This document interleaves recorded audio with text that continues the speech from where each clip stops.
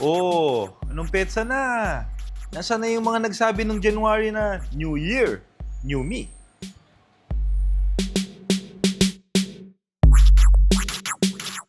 Nung una kasi, ang akala ko lang, buhat-buhat, na hindi lang pala doon sa pagbubuhat magigain yung muscles.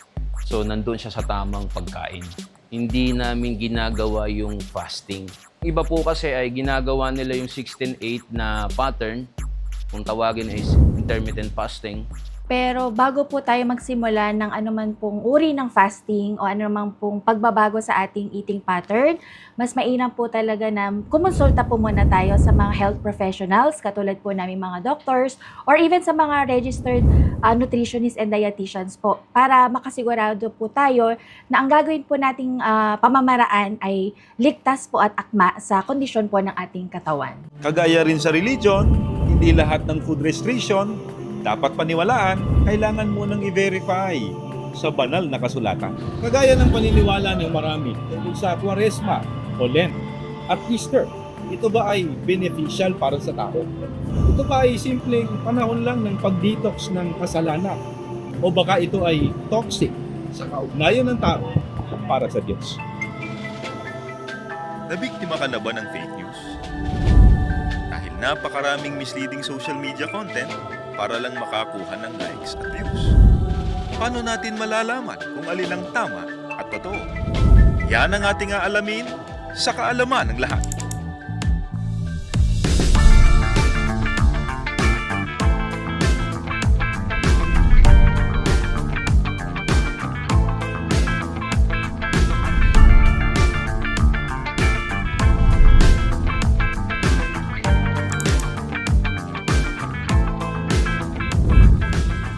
Narito po kami ngayon sa Barangay San Pedro, Cutod, San Fernando City, Pampanga.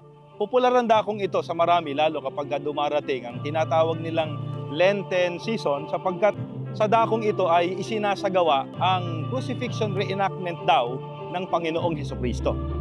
Share ko lang, ang salitang Kwaresma ay galing sa salitang Espanyol na Quaresma. Mula ito sa Latin word na quadragesima, na ang ibig sabihin ay 40 o 40. Ang bilang na 40 ay hango sa 40 araw ng pag-aayuno at paghihirap ni Hesukristo sa disyerto bago siya nagsimulang mangaral. Para sa mga Katoliko, ang Kwaresma o Lent sa Ingles ay ang 40-day season kung saan inaalaala nila ang kamatayan at mga naging paghihirap ni Kristo. Para sa kanila, panahon daw ito ng pagsisisi sa mga kasalanan, pagninilay-nilay, pag-aayuno, pagpapakasakit o penitensya. Sa mga panahong ito, ginagawa nila ang mga pabasa, prosesyon, sinakulo, bisita iglesia at iba pa. Ito daw ay kanilang panata sa layuning maging banal, mapatawad sa kasalanan at mapalapit sa Diyos. Nagsisimula daw ito sa Ash Wednesday bilang paghahanda daw sa pag-celebrate nila ng pagkabuhay na muli ni Hesukristo sa Easter. Share ko lang na tuwing Kwaresma rin ay inuobliga ng simbahan ang mga Katoliko na gawin ng fasting at abstinence sa karne. Pero wait lang, alam ba ninyo, ayon sa isang Catholic defender, ang original na practice ng kanilang pangingili noon ay hindi naman 40 days, kundi 40 hours lamang. Para sa kaalaman ng lahat, ayon sa ilang Catholic authority, ang Kwaresma ay hindi naman practice ng mga apostol noong 1st century. Ang mga katekyomen, mga taong hindi pa nabinyagang Katoliko na naghahanda bago tanggapin sa simbahan. Dahil may ilan noon na umaanib pero hindi naman talaga naniniwala. Ang unang opisyal na pahayag ng simbahang Katoliko tungkol sa Kwaresma ay noon lamang 325 AD sa Konsilyo ng Nicea. Ito pa, ayon na rin sa mga otoridad Katoliko, ang kanilang mga miyembro ay maaaring pumili ng kanilang sariling pamamaraan upang isagawa ang Kwaresma. Pero wait lang, akala ko ba ang Lent ay pagtatanggi ng sarili o self-denial? Bakit sarili pa rin ang masusunod sa huli? Ma, saluhan na pong ebon. Natin? Itong mo po. Tama magkano? Pulo mo. Oh, pulo.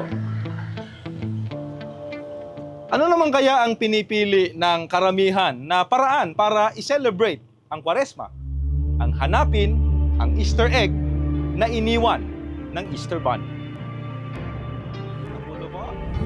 Real talk, ang Easter egg at Easter bunny ay galing sa mga kulturang pagano. Ayon sa folklore, ang Easter bunny ay isang kunehong simbolo ng Easter na nagdadala ng mga Easter eggs. Sinasabi nila na ang mga itlog ay simbolo ng spring at ng pagkabuhay na maguli. Ang terminong Easter naman ay mga salitang may kaugnayan sa pagan god o Diyos-Diyusan ng mga pagano ng tagsibol o spring na si Yostre. Nako, kung tunay na Kristiyano, bakit ang gawain ay pampagano? Ganito naman ang itinatanong ng iba.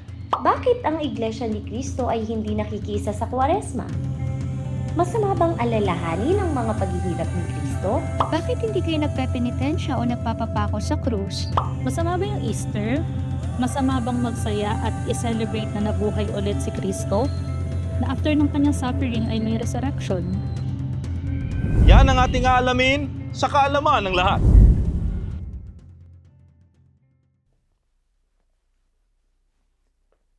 Magandang araw po sa inyo mga kaibigan. Para po sa kaalaman ng lahat, ang Iglesia ni Cristo ay hindi po nakikiisa sa pagunita ng tinatawag na Kwaresma, sapagkat ang pagunita po nito at ang mga gawain at tradisyon na kaugnay nito, nakakabit dito, ay labag sa Biblia. Isa po sa itinatanong sa Iglesia ni Cristo, masama bang alalahanin ang mga paghihirap ni Kristo?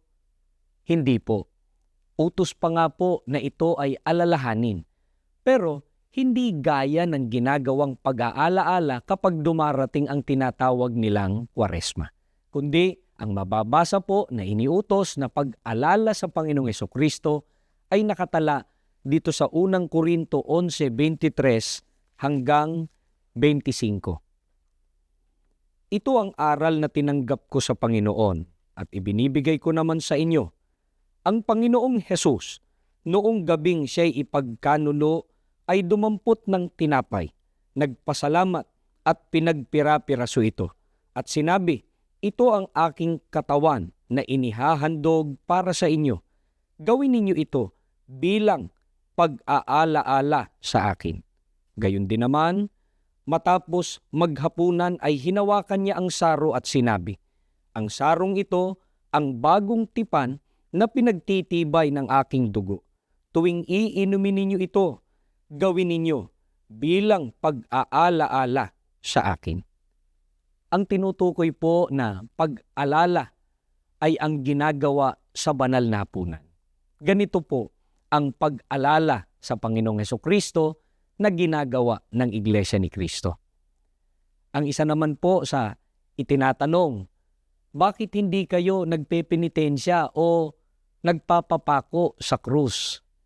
Ang ginagawa po na pagpipinitensya ng ilan sa mga kababayan nating Katoliko ay naroong hinahampas ang likod at pinagsusugat ito, mayroon pang naglalakad ng nakayapak at mayroong gumagapang na halos masugat na ang mga binti.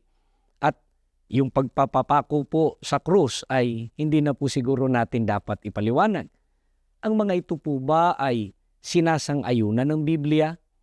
Ganito po ang mababasa natin sa unang Tesalonica 5:23.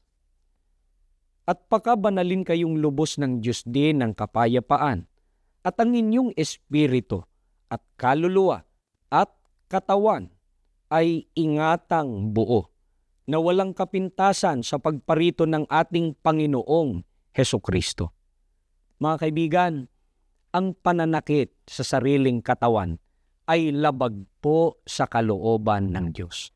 Manapay, iniutos pa nga, at ang inyong katawan ay ingatang buo na walang kapintasan sa pagparito ng ating Panginoong Hesukristo. Doon naman po sa tanong na masama ba yung Easter? Masama bang magsaya at i-celebrate na nabuhay na maguli si Kristo? Na after ng kanyang suffering ay may resurrection? Narinig na po natin kanina na ang mga iba't ibang kaugalian na nakapaloob sa paggunita ng Kwaresma kasama ng Easter ay mula po sa mga pagano. At hindi po tayo dapat makibahagi sa mga gawaing pagano gaya ng ibinibili ng mga apostol na mababasa sa Efeso 4:17. Kaya't ito ang masasabi ko sa pangalan ng Panginoon. Huwag na kayong mamuhay na gaya ng mga paganong walang kabuluhan ang mga iniisip. Mga kaibigan, ang mga tunay na Kristiyano ay hindi na po namumuhay na gaya ng mga pagano. Ito po ang dahilan. Kaya kaming mga Iglesia ni Cristo ay hindi po nakikibahagi sa mga tradisyon at gawain na may kinalaman sa tinatawag na Kwaresma. So, fast is fast. Ngayon, alam nyo na kung bakit hindi nakikipagkaisa sa Kwaresma ang mga kaanib sa Iglesia ni Cristo. Sana'y nakadagdag ito sa kaalaman ng lahat.